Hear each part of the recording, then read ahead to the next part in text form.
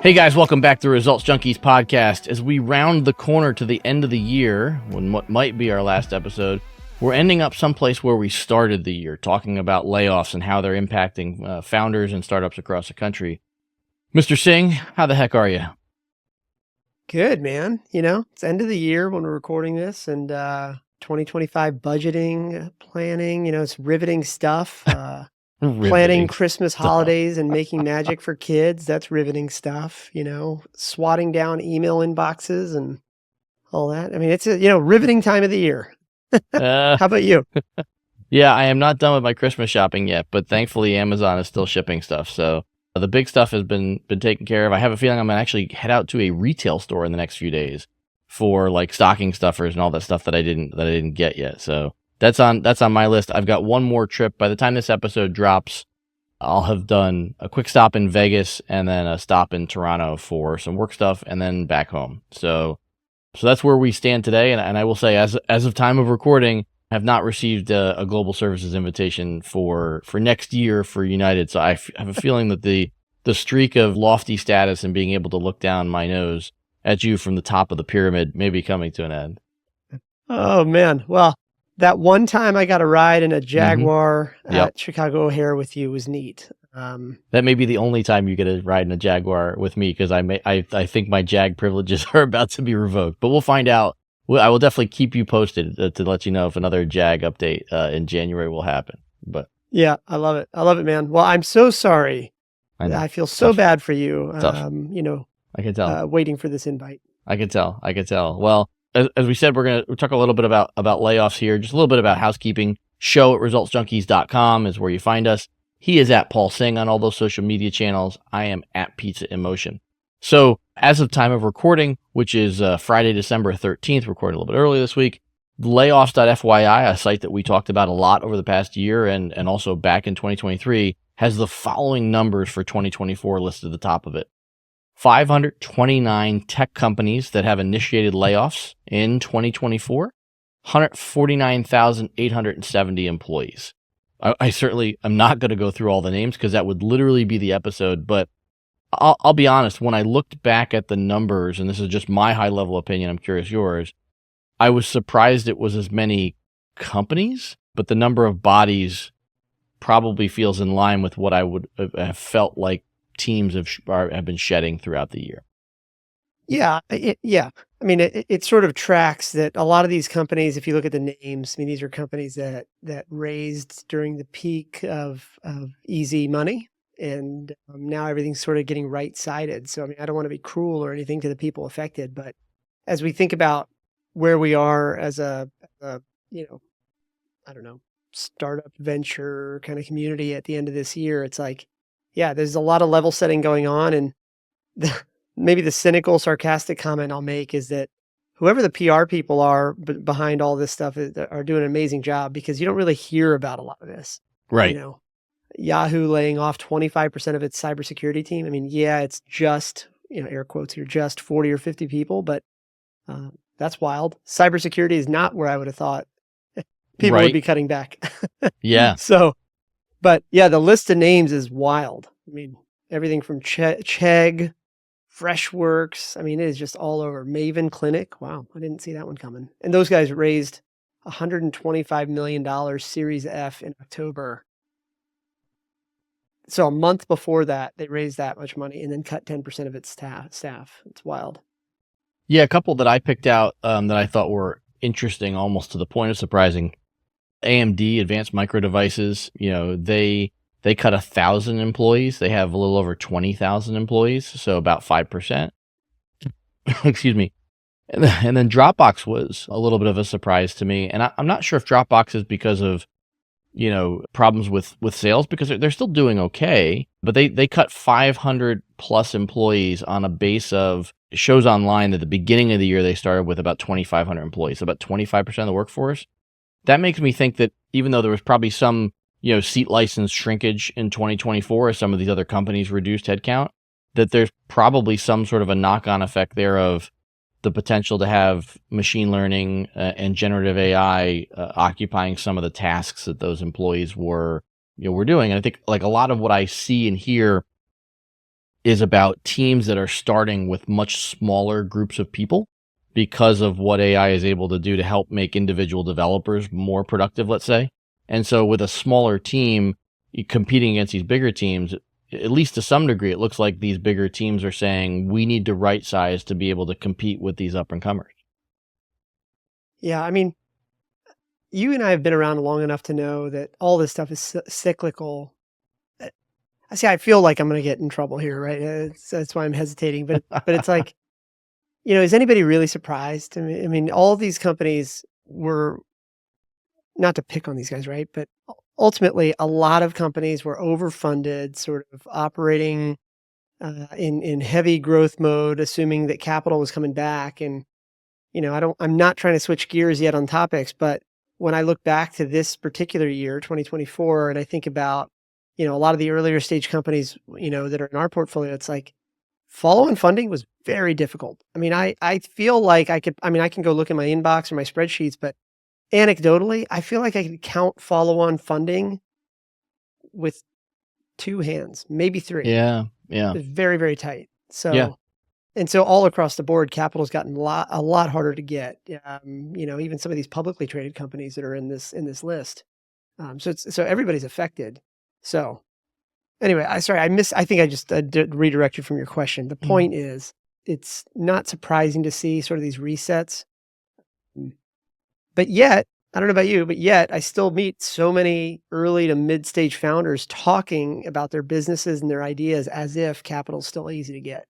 I don't know if you're feeling that same way, but let me pause there. I'm still getting obviously lots of inbound about people raising, so I don't think that's really slowed down. To your point, I think, I do think that the number of follow-on rounds has slowed dramatically.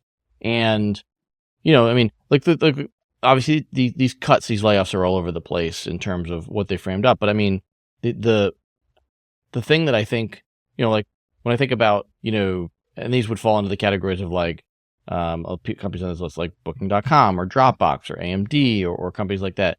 These are a lot of the companies that in the past were acqui-hire targets. So they might buy small teams up and bolt them on. And so I'll use Booking just because it's one of the areas where, I obviously have a lot of knowledge in the travel space. I'm a nerd there. I like to look at numbers and all that stuff. One of their units was a unit called Rocket Travel. And so they bought a brand called Rocket Miles, a number of years ago. And some of their recent layoffs were they laid off 60 employees in the Rocket Travel unit, which I have to imagine is probably a pretty decent chunk of that unit. So there's an acqui-hire, and they've trained other people in the company to assume some of those roles, and they've sort of absorbed that piece of this acquisition into the larger company, because Booking is, I don't know, I'm guessing, but probably 20,000 employees worldwide. I mean, they're not a small company. So, but I haven't seen any sort of acquisitions from those sorts of companies. And as I look down the list of companies cutting, there are a lot of people on here, a lot of companies on here that used to be acquirers that I just haven't heard anything about. I think so. I largely agree with your observation that it feels like it hasn't happened. I think from where I sit, for whatever reason, everybody's sitting on the cash that they do have. Well, we know the reasons, right? Everybody's sitting on the cash that they do have. And in the few cases that I've seen this year in terms of acqui-hires, it's sort of been swept under the rug. Not under like confidentiality things, but like, hey, we're not going to mention a press release on this or whatever. Like, I know of at least one company that in the last 60 days from this recording just raised $200 million and is in the unicorn club now, but actively requested that the deal not be published. Mm-hmm. In fact, even the deal terms were structured in such a way that they didn't actually have to file. I'm sorry, they did actually show up in SEC Edgar reporting, but they just suppressed all PR. And I'm actually surprised nobody really picked it up. So I don't know why that is, by the way. Is it they don't want a target on their back? I don't really know. But yeah, but I think you're right. I think by and large, the spigot has been kind of shut. There's not a lot of acquires happening. And in the few deals I have seen that are like very interesting in my little small sector of the world, for whatever reason, everybody's keeping it quiet. So, Yeah, I think for folks that are listening or watching, I think it would be interesting to hear some opinions, because I do think there are catalysts about why we're not hearing about these. I mean, some of it is companies like to really control the announcement, but to your point, this doesn't feel like that. Some of it could be the change in administration. Maybe they feel like there's something coming as we get into January and February, and a new administration comes in to govern. Could be questions on tax law.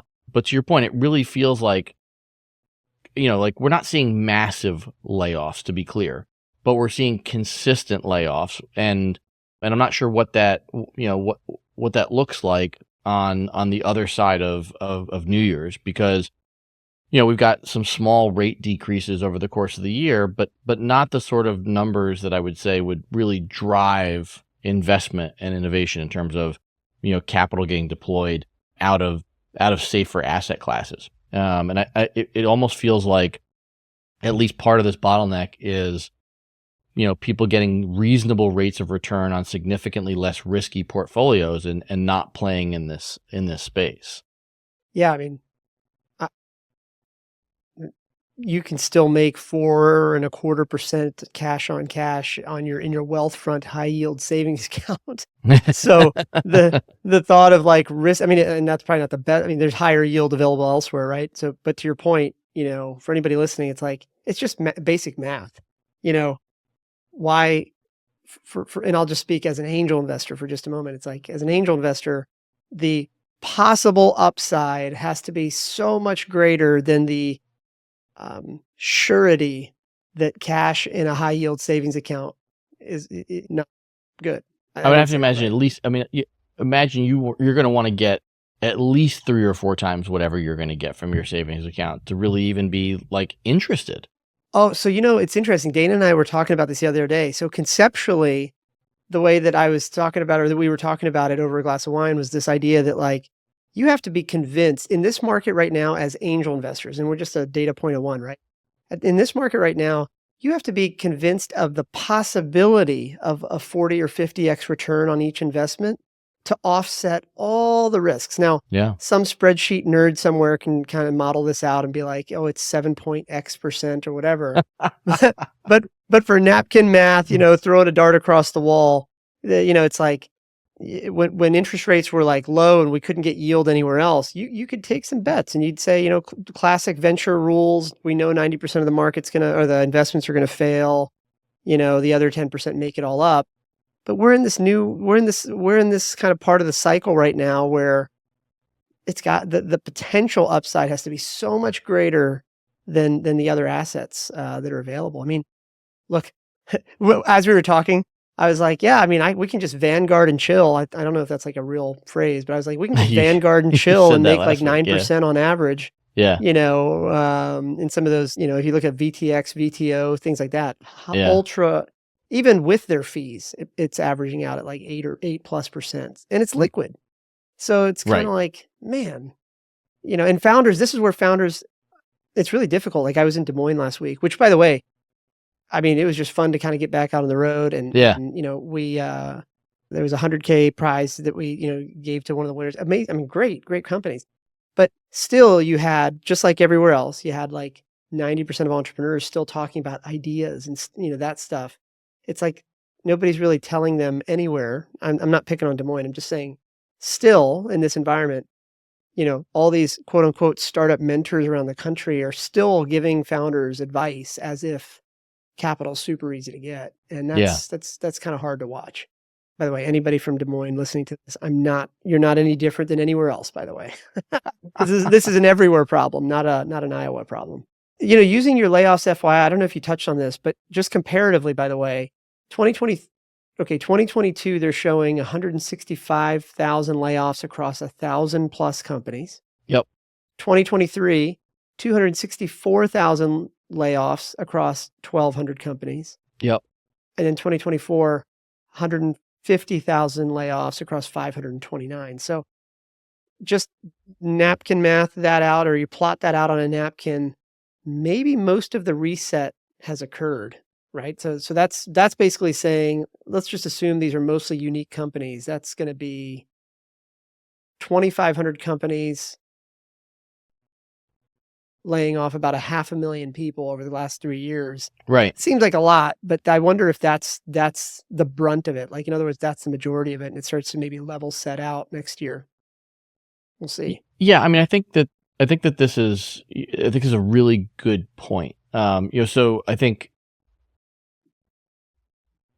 when I think about all this, I looked at the front page of Crunchbase while we were talking, and their numbers, the front page claim is 650 companies have been funded in the past week, or 650 funding announcements in the past week, which is still, it seems like a pretty robust number.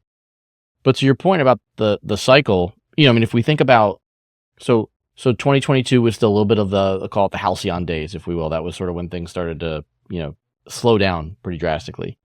We think about it. We always tell our founders, you should be raising for at least 12 months and really, hopefully 18 months. Well, we're at the tail end of that 18-month cycle now. And I think there are a lot of companies that haven't raised in our portfolios. And I won't name any of them here, but, we've talked about some of them. In some cases, that's because they found ways to generate cash. But in other ways, it may just be because they don't have the metrics to raise on at this point. And they're trying to find ways to scratch out another 6 months of runway to maybe build those metrics that they can make a bigger raise off of.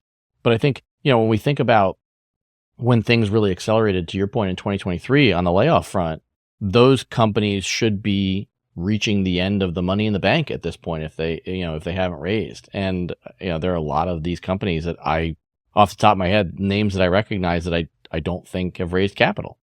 Yep. Well, I mean, I and maybe this is too much inside baseball, but with all of my angel investing, just by design, I can't sit on all these boards. So I just usually, if we're heavier into particular companies, we'll ask for like an observer role so we can kind of at least listen in to some of these board conversations. And I would say, like, if I were to summarize what I've been hearing across a bunch of Series A and Series B boards over the last 30 to 60 days, again, for context, this is like the middle of December, we're recording this. So over the last 60 days, what I've really heard from a lot of boards at the Series A and Series B levels has really been like this intense scrutiny on 2025 budgets, particularly not only around like the top line growth numbers, but really around gross margins and cash burn, which is not surprising. Obviously, that's kind of always the focus, but they're really honing in on it now and sort of asking for justification on every part of those two line items to understand what the risks are. Because I think the sentiment is that capital will remain very hard to get for at least the next 18 to 24 months relative to where we were 2 years ago. Yeah. So it gets worse every quarter, but I think that's what a lot of these Series A and B companies are talking about is like, how far can we stretch now? They don't want to go fully into profitability mode, but a lot of scrutiny on the burn and the margins.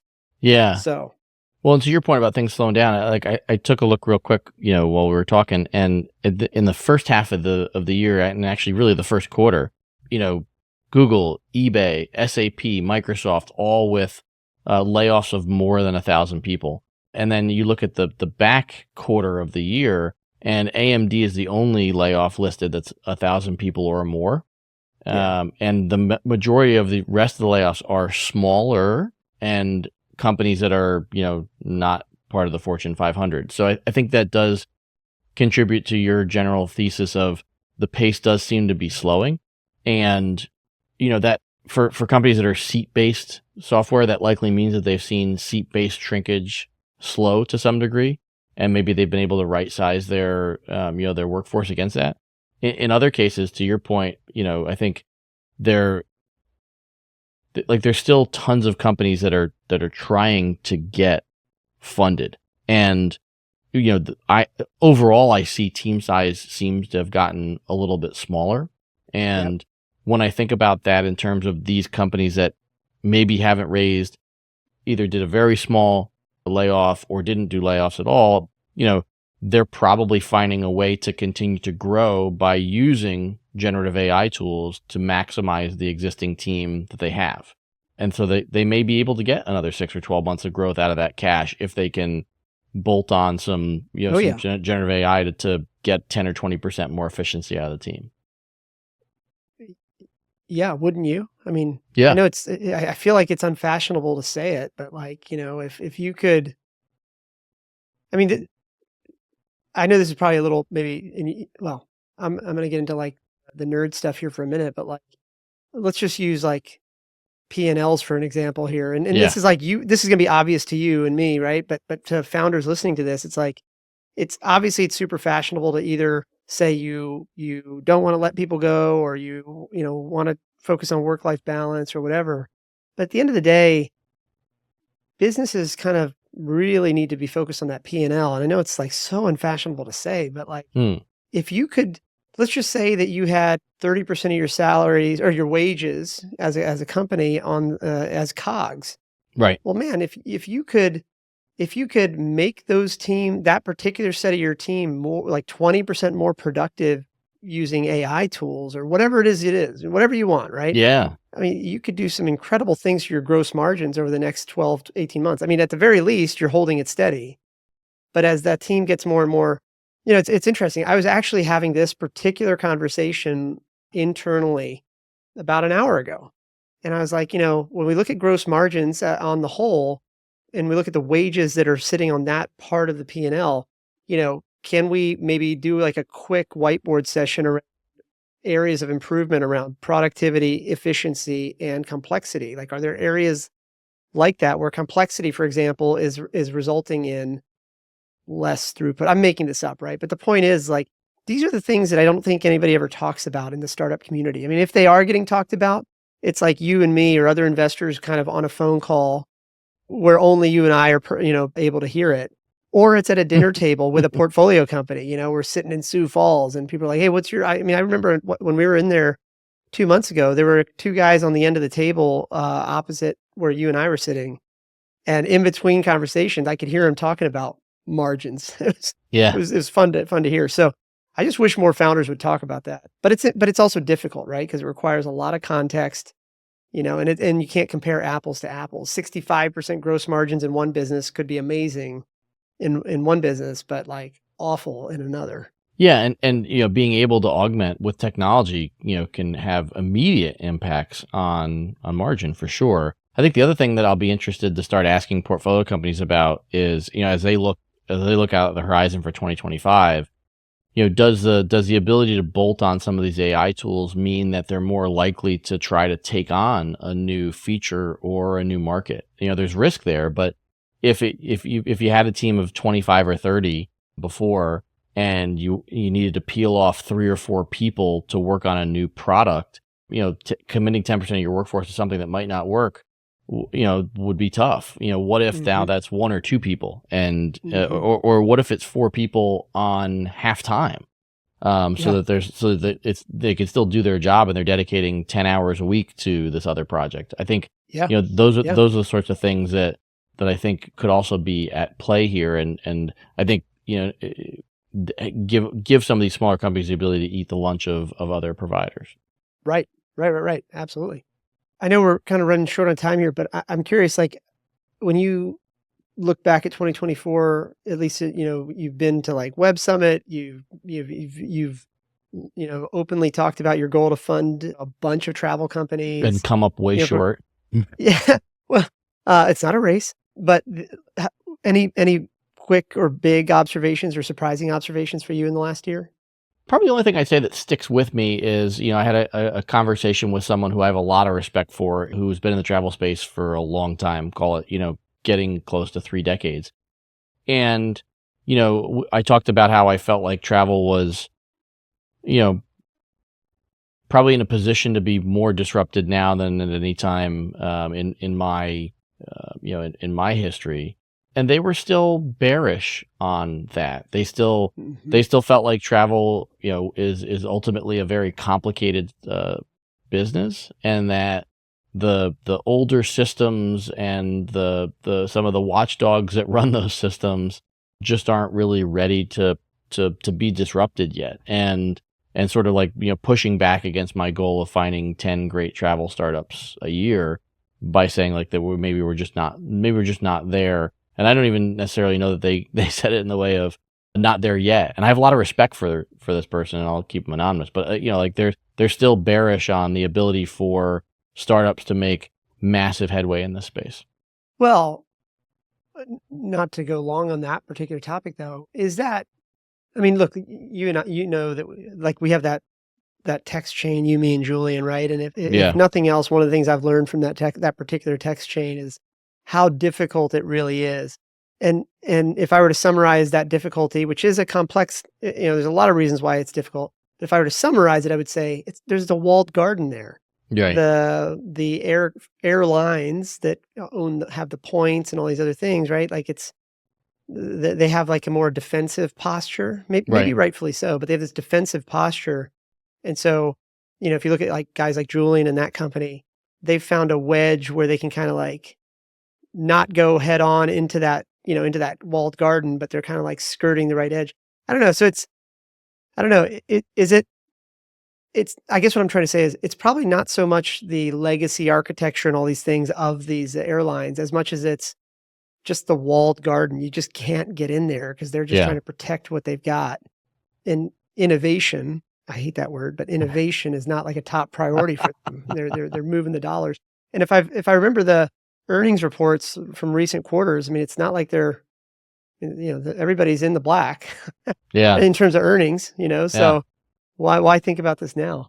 I do wonder, again, maybe a different show, maybe this is a topic for your show later on, another episode is like, I wonder, do you remember there was that T-Mobile CEO a couple of years ago that was like heavy on marketing? He was like all over the TV episode or TV advertisements. And he was like this fun, I'm forgetting his name now, but he was like sort of the fun mobile CEO, cell carrier CEO. Anyway, I wonder if there's ever going to be one of those kinds of CEOs, like a heavily marketing-led, entrepreneurial thinking CEO as the head of one of these large U.S. airlines. I wonder if that would ever happen. And if it did, I wonder if like these walled gardens might crumble a little bit. I don't know. Maybe that's a topic for your show later on. Yeah, I don't know. It's a good question, but probably one that we'll have to wait for 2025, Mr. Singh. Yeah. You going anywhere for the holidays? I haven't gotten that far yet. We're waiting for surgical follow-up for our son after the recent surgery he had, and so waiting to see what he gets cleared for before we decide on travel. How about you? We are going to brave the, I'm not trying to think of the right words to use here, but we're going to brave the crowds at Disney. Oh, that's right. You are going to Disney, you insane man. I know. I'm a glutton for punishment. You are. You really are. But the kids are excited, and, maybe I'm going to get canceled on this, but it also turns out that it's more palatable to deal with crazy crowds at Disney during that time of the year rather than the possibility of awkward conversations with extended family around recent elections. So, it's our way of removing ourselves from the show and inserting ourselves into another show. Yep. So, yep. I can at least pay to enjoy the show as opposed to the alternative. All right. Well, I hope you enjoy Disney. I'll get the days from you guys, and I will be watching the wait times in the Disney app, and just deciding what the pulsing pain level is on a daily basis. Should be fun. Should be fun. Well, yeah, we're apparently you have to, you know this better than anybody else. You got to like game the whole system and get online at the right time to buy the fast passes and all that stuff. So, all the things, and by the way, and all the money. So. All right, my man. Well, happy holidays if I don't talk to you sooner, and always good to see you. Safe travels. Sounds good. Take care, man.